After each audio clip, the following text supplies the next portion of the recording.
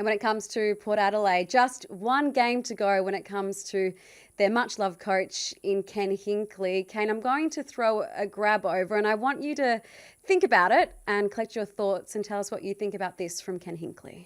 It's been a long time coming, but I'm glad it's here now.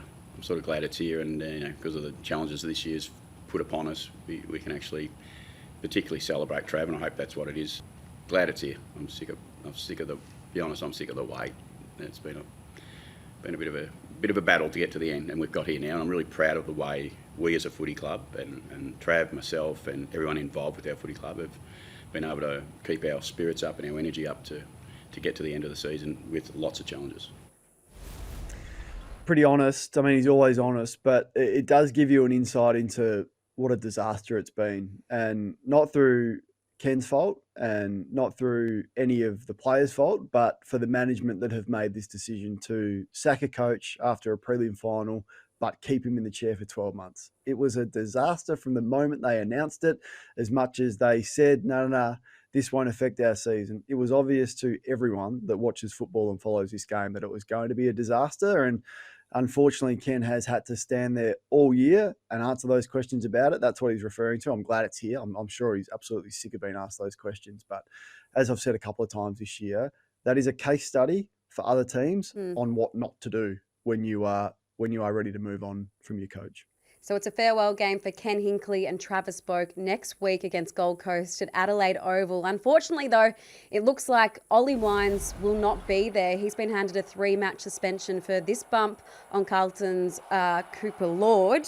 Or Cooper Lord, correct? Yep. Can you believe that, Sarah? Yeah, well, I think the issue is the outcome for Lord with concussion there, Kane. But it is tough, isn't it? It's so outcome-based.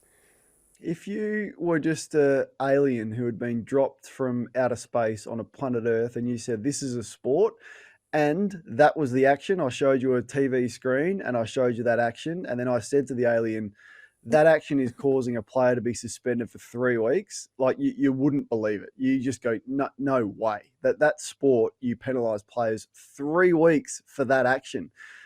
It makes zero sense. And I get the outcome, but is that Olle's fault? He's bumped him in the shoulder. Like that is a legal action.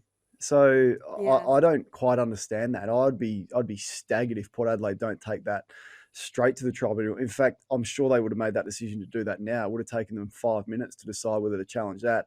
Travis Boak's last game, much loved teammate of Olle Wines, clearly. Ken Hinkley's the only coach Olle Wines has had his last game. I just can't cop a player, Port Adelaide or any team, missing 3 games for an action like that.